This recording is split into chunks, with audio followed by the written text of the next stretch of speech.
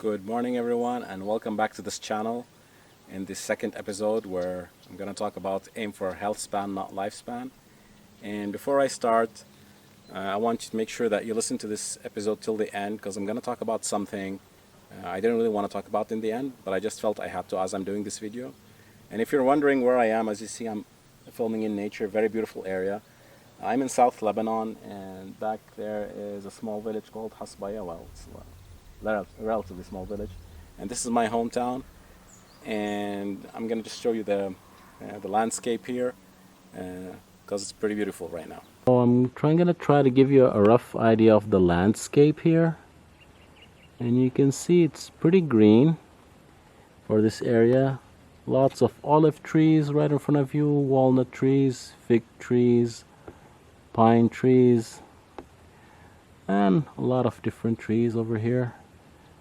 And the village in the far end is where I live, Hasbaya, and it's a mountain area, of course, and lots of beautiful mountains around. Now the wildlife is poor, unfortunately, and we do have a lot of problems with pollution, deforestation, overhunting, and like everyone else, I guess. We do have a good municipality that's trying to work on all these issues, so hopefully they'll come with good solutions, but the funding is always a problem. And if you're wondering where this is on the map, I'm going to try to show you. And today's video is about aiming for health. You want to aim for a health span and not lifespan. And what I mean by that is you want to try to live as long as possible, as healthy as possible. So disease-free and drug-free as long as possible. And we all know like two people at least who live till the same age, say they live till age 80 or 90. One had for the last 30, 40 years of his life was bedridden, had a lot of diseases, had to take a lot of drugs, and the other person lived a more healthy life, and they lived till the same age, roughly, plus minus. But the quality of life for the past 30 years of each one was different. The person which was free of diseases was going out and about and enjoying the life, where the other person was living, but they were, say, in a old care home or in bed or in a hospital or whatever. And you get what I mean. It's the quality of life. It doesn't matter how long you live, it's how you live it. So you can live maybe until 70 but healthy, and a person lives until 90 but they've been for the past 40 years in a bad condition. And just as a side note, a lot of people think this is impossible now in the modern world where we have all these unhealthy lifestyles, which is true to an extent.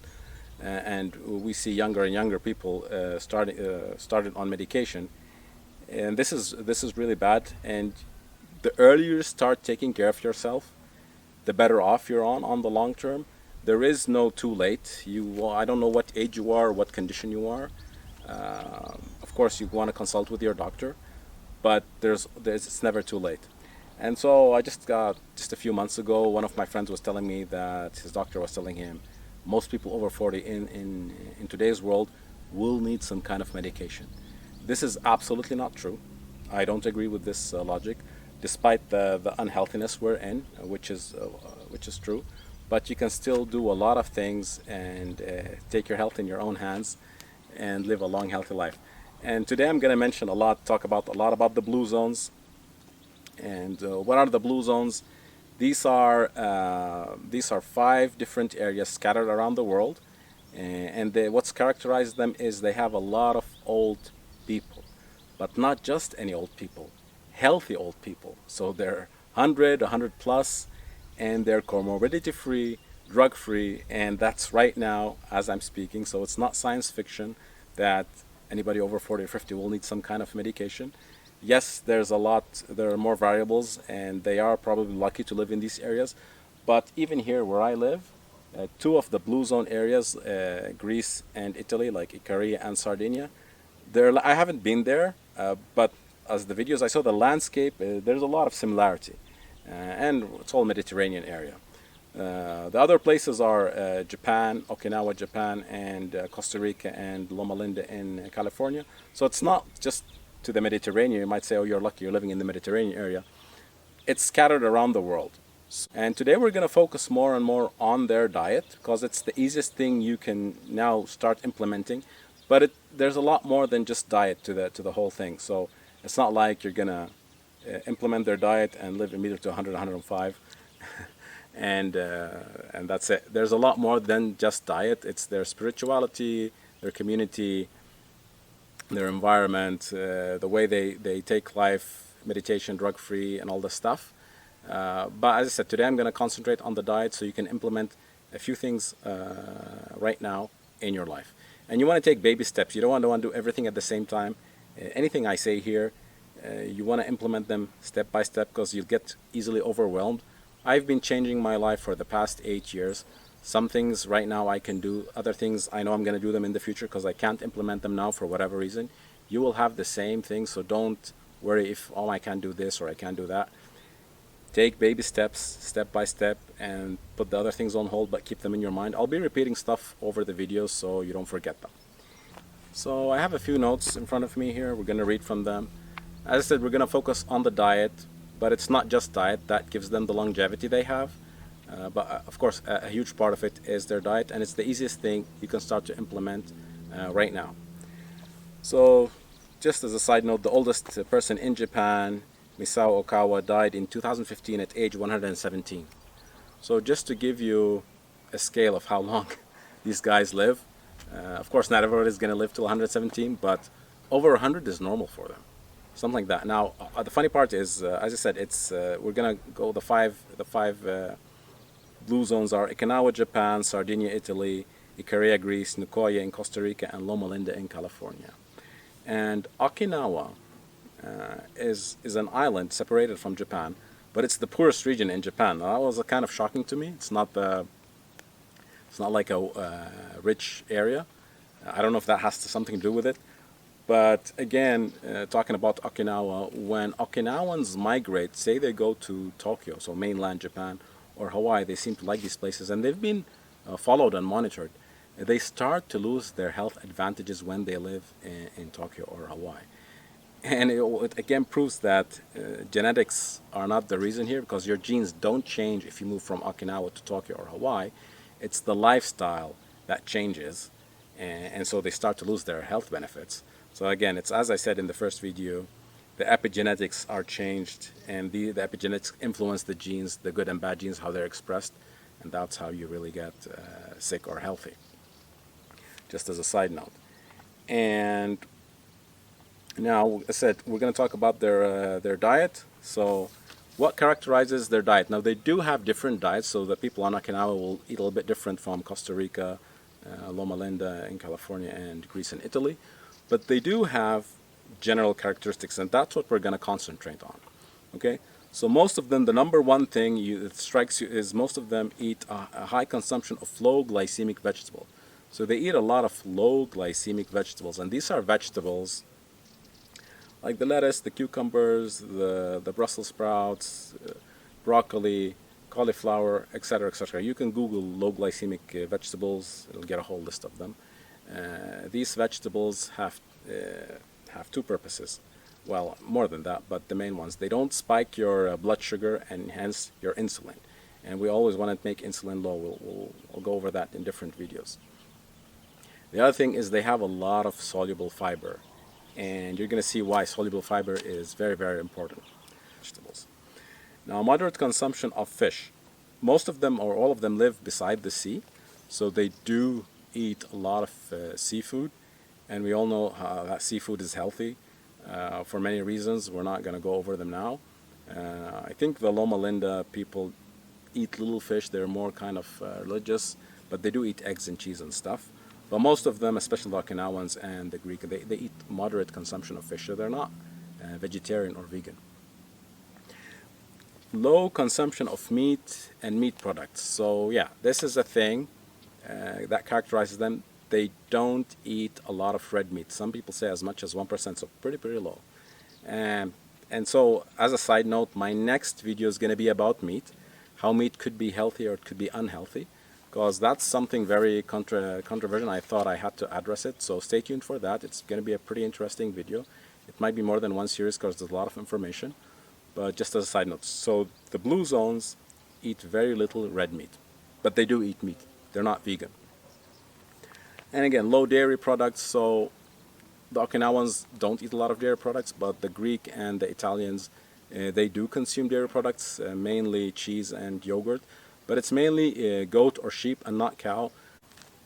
So low consumption of alcohol. So here, just as a side note, I'm not promoting alcohol in any way, but it's a fact I have to mention about the blue zones. They do consume alcohol, mainly red wine, and it's the red wine, like the organic, pesticide-free in the area. So it's high quality, good fermented alcohol. It's not the alcohol most of us buy, and it's low to moderate. So it's roughly 1 or 2 glasses a day maximum.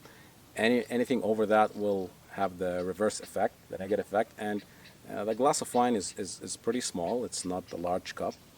And like, I'll leave this for you. You decide whether you want to consume or not. If you consume, you get your hands on some high quality red wine in very little amounts, depending on your beliefs. That's probably fine. That's what the studies show. Now, high consumption of omega-3 fatty acids and monosaturated fats. So, as I said, the high consumption of fish, they'll have a lot of DHA and EPA, and these omega-3s are absolutely essential to our health. Your brain, your cell membranes, your neurosciences, and all this stuff, they're all composed of these fatty acids, and we need them in high amounts. They have the anti-inflammatory properties of them is well known, and I'm not going to go over all the properties of DHA and EPA because it'll deserve a whole video. As I said, they are found mainly in fish and fatty fish, but grass-fed, like cheese from grass-fed cows or butter from grass-fed cows, any dairy products from grass-fed cows or sheep or goat, they will have DHA. And the way it works now, I know they promote for the vegans plant-based DHA. It's not as good quality as you might think, because you need a cow to eat the grass, and their digestive systems is different. They ferment and they have different stomachs and all this stuff. The fermentation process will change it from DHA plant to DHA more animal, and that's more absorbed and consumed for us. So you want DHA from animal sources. I know this will go against some vegan believers. Sorry, I'm just going to say what I know here. And again, you can agree, disagree. The other thing is also, like, let's say vitamin A. The beta carotenoids in plants are precursors for vitamin A. They are not the active form of vitamin A. Your body does convert a little bit of carotenoids into vitamin A, but it's very little. While if you get it from, like, again, grass-fed butter, which is dark and yellow, the original grass-fed, it's loaded with active vitamin A, and that's what you really want. These are the health benefits. Fats are absolutely essential, the good fats. And again, as I said, there's going to be the next episodes about meat. There's going to be about fats, fruits, and all this stuff. Talking about fruits, low consumption of fruit. Again, this might be controversial to some of you, and some of you might not like it. But I'm not here to sugarcoat anything. I'm going to say the facts as I see them, as I believe them. You can be convinced with me or no, that's up to you. So the blue zones consume not a lot of fruit. And here's the problem with fruit. Fruit in season in your area, absolutely perfect. No question about it. However, now we consume fruit year round, and I don't care about the studies or whatever diet or who said this or whatever professor said that you can eat fruit all year round. In this in this channel, we go by nature. The laws of nature dictate us what to do, and not whatever study. As I said in my first video, go ahead and watch it, how studies can be manipulated, bribed, or annihilated if the sponsors don't like the results. So what does nature say? In season, there's a reason for season. So in season, eat fruit, and then the fruits go away. There's a reason for that. Okay, whether we know it or not, there's a reason why fruits go away, and they're only in summer, midsummer, and late summer. We eat them year round. Now we can biohack nature in a bad way, let's say. We eat them year round, not good, especially if you live in the northern areas where you have long winters and you eat fruit year round. You're disrupting your rhythm, your biological rhythm a lot. And I'm going to go over that in different episodes. Don't get me wrong, fruit is good, in season, perfect. Overall, low consumption of protein. So the blue zones, they don't eat a lot of protein. As I said, the staple of their diet is vegetables, low glycemic, very low consumption of meat, moderate to low consumption of fish and dairy products. So very low protein overall compared to the average person in the modern world, of course, we're saying. And what does low protein have to do with longevity and health? Again, it's one of the surprising things that a good thing, if you eat it too much, might be bad, and you always want to strike that balance. And I'm going to go to that in a second. All of the blue zones, they do three things in common. Low protein, as we said, they fast a lot. A lot of them are religious, so there's a lot of fasting, which is again low protein because they're not eating. And calorie restrictions. They don't eat until they're full, and we all have this ugly feeling where we just keep on eating and eating until our bellies are full, and we have this ugly feeling. They eat until they're 80% full. You can implement this immediately. You have to train yourself for it because we've been trained to eat on the run, and you chew your food slowly. Once you have that feeling here, try to distract yourself, and in 5-10 minutes you'll feel full and you don't want to eat. I've tried it. It works like perfect. And again, what does calorie restriction, fasting, and low protein have? They all actually do the same thing, is they trigger something called autophagy. And remember this word, I'm going to be pounding you with it. Autophagy is absolutely key to our health. In a nutshell, because I'm going to talk about autophagy more in the next episodes, it's your cleaning system. So in our bodies, we have a lot of old cells, sick cells, folded proteins. These all need to be cleaned. And if and the program's in you, all you have to do is activate it. If it's not activated or very little, these sick cells will accumulate. And that's actually thought to be now the main reason for such diseases as cancer. So the blue zones, they're always, their autophagy is always on, and they're always cleaning themselves from inside out, and that's what you want. And remember this word autophagy, I'm going to be talking about it a lot. And again, your body will do the work for you. You just have to let it work. So again, the last thing is high consumption of fiber. As we said, their staple is low glycemic vegetables, and these have a lot of soluble fiber. And now fiber, we all know that in our guts we have trillions and trillions of bacteria, yeast, and viruses even. And these gut microbiome, the studies are showing they are absolutely essential to our health. Some of them call them the second brain, your mood producers, and all this stuff. So these gut microbiome, for example, they produce a lot of the B vitamins. They produce the serotonin, which gives you dopamine, the good feeling hormone, and they're key to your immune system. And I can go along with this, but just for now, this is enough because it's not the topic. So what you have to do is you have to feed your gut microbiome, and it'll feed you back. It's vice versa, and you'll be good. And what's their food? Fiber. So soluble fiber is their main food. Now, again, people in the Eskimos, they don't eat a lot of fiber, but they have a different microbiome.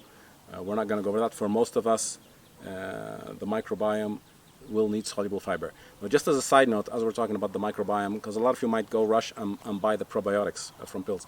You don't want to buy probiotics. You heard me right. Don't buy probiotics. I'm going to tell you why in different videos. I was fooled, and a few years ago, I took probiotics. Not good. The way to nourish your microbiome is, again, eat the foods they want, give them the prebiotics, the natural food. They will flourish, and that's the way you do it, because your microbiome changes in the seasons and even day and night. That's how fast you don't want to monoclone it with pills. You'll disrupt it. And eat fermented foods. We all know fermented foods are good, although the bacteria don't pass the gastric juice. But the postbiotics are what you want, and you have them in the fermented foods. So as you can see, it's really not hard. You can start taking baby steps, small steps, day by day or week by week. Implement these characteristics and habits of the blue zones. I'm sure most of you will find it not hard to do so, especially with the diet. So don't eat until you're 100% full. You don't want to feel that ugly feeling. We all have that ugly feeling where we eat and we're like, oh my God, I can't even walk anymore. We don't want that. High consumption of seafood, or moderate consumption, shall I say. Low consumption of red meat. We're going to talk about meat in the next episode. Fruits in moderation, in season. Vegetables, low glycemic vegetables, as much as you want. And it's not hard, guys. It's really not hard. And you'll start to slowly reap the benefits. As I said, diet alone won't cut it. It will help you, but if you want the full potential, there's a lot of things you need to implement in your life. But I'm going to give you them slowly, because if it's all at once, you're not going to do anything. You're going to be overwhelmed and, oh my God, I just can't do anything. Okay guys, this is the part I promised at the beginning of this video that I'll talk about. I really don't want to bring it up, but as I was gathering the info for this video, I just felt I had to. So as I'm talking about the blue zones and how we're going to change our lives and live to 105 and all this good stuff, something pretty disturbing came along. And we're recording this indoors because I need to use my laptop, and this is what I wanted to show you. So if you look at this headline, what it says: healthy young people are dying suddenly and unexpectedly from a mysterious syndrome as doctors seek answers through a new national register. And if you look at the date of this article, 8th of June 2022, so that's very recent. So healthy young people are suddenly dying from something mysterious. Where the hell did this come from all of a sudden? And it says people aged under the age of 40 being urged to go and get their hearts checked may potentially be at risk of having sudden adult death syndrome. So they're calling it sudden adult death syndrome. Now, I don't recall hearing this syndrome. Anybody in the medical field has heard of SIDS, sudden infant death syndrome, but sudden adult death syndrome, maybe it was there before, but it's so rare that I probably forgot about it, or it wasn't even there. And now it's like everybody's talking about it, or maybe some of you haven't heard about it, but it's coming along. And then it says, as umbrella term described unexpected deaths, 31-year-old one. They talk about a few young people who died, and we all saw, or I mean, I've seen at least, many of you have probably seen the sports men and the football players, how they're just dropping on the pitches in the past year and a half, and it's clear something weird is going on. So SADS, healthy young people dying from sudden adult death syndrome again. And it says young people with a particular family history are being urged to get their hearts screened, even if they are fit and healthy, as they could be at risk of sudden adult death syndrome. Sudden adult death syndrome, or sudden arrhythmic death syndrome, is an umbrella term to describe unexpected deaths in young people, usually under 40, when a postmortem can find no obvious cause of death, according to the Royal Australian College of General Practitioners.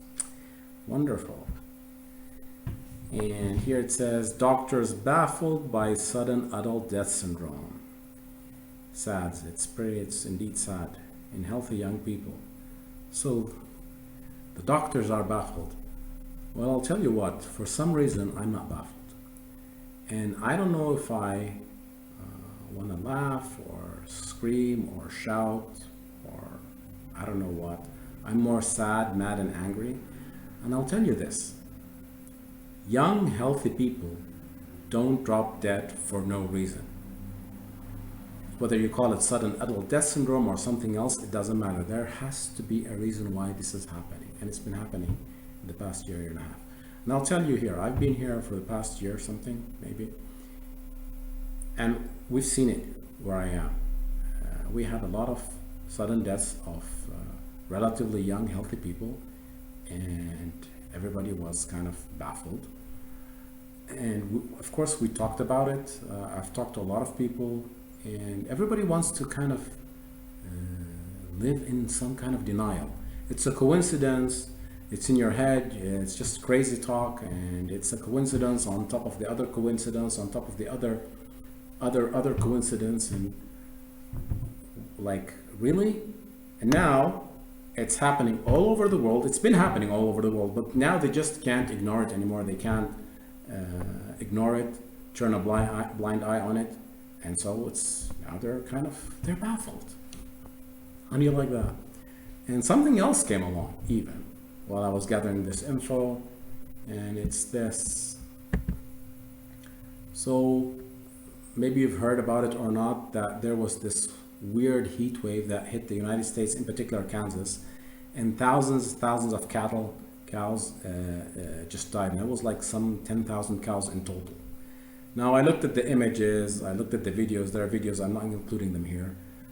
I listened to the official narrative that it's a heat wave, and really it didn't sit with me well at all.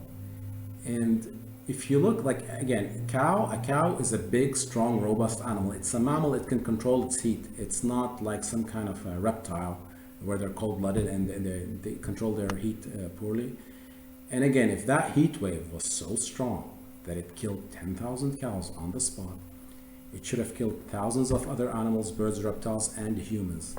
Correct me if I'm wrong. As far as I know, nothing else was reported dead except the cows. The other thing, if you look at the images of the dead cows, like in the image in front of you, see how they're just beside each other and they're just dead. It seems like something zapped them and they dropped dead on the spot. And that's what it looked like. Of course, I have no way of proving anything. It's speculation, but logically, this is what it looks like. If it was a heat wave, they would have scattered and they would have been separate and all this stuff, and other animals should have died also. And as far as I know, it wasn't a record heat wave. So it's clear that, or I think they've been zapped with something. I don't know what it is, but if you don't think that electromagnetic radiation weapons exist, you need to do some research. It's been here for a while. And so what are we going to have now? Sudden mass cow death syndrome? We're going to add that to our medical vocabulary? I don't know. So things are really crazy. And I don't like what I'm reading and what I'm seeing. I don't like it at all. And I hope I'm wrong. Why this is all happening, of course, I don't know. The sudden adult death syndrome and all this stuff. Of course, I have my deep suspicions, and I'm sure you do too. So what are we going to do in this crazy world where we're having all these weird symptoms, deaths, and new infections on the news coming all day? Are we going to live in fear and just shut on ourselves in our house and not talk with each other and interact as normal people? That's probably the worst thing you can do. The main thing is, as I said in the first video, you really need to take your health within your own hands. You have to make your body bulletproof. Your body is the first line of defense. It will never fail you. Nobody can bribe it or whatever. But you have to take care of your body. It'll be the first line of defense. If that fails, then your doctor, your nurse, your hospital, healthcare professional are the second line of defense. Like if you have some symptoms now, God forbid, any heart issues or anything, go get checked immediately. Don't get me wrong. If something happens to me, God forbid, I'm gonna go rush see the doctor, of course. If you have no symptoms, you probably still have time, or you're still good to take care of yourself as a prophylaxis. If you think you might be susceptible to any of what I said, for whatever reason, you need to detox in a very special way and do a special protocol. I can't go into detail in public for obvious reasons. But again, I'm sorry if I disrupted you or made you scared or anything, but I just felt I had to bring this up. And again, for any private health coaching or private consultation, shoot me an email on the link below, on the email below. And until next time, stay tuned because I'm going to have more interesting videos. The next video is going to be about meat, the good, the bad, and the ugly. Until next time, this is Dr. Ahmad Alhamra.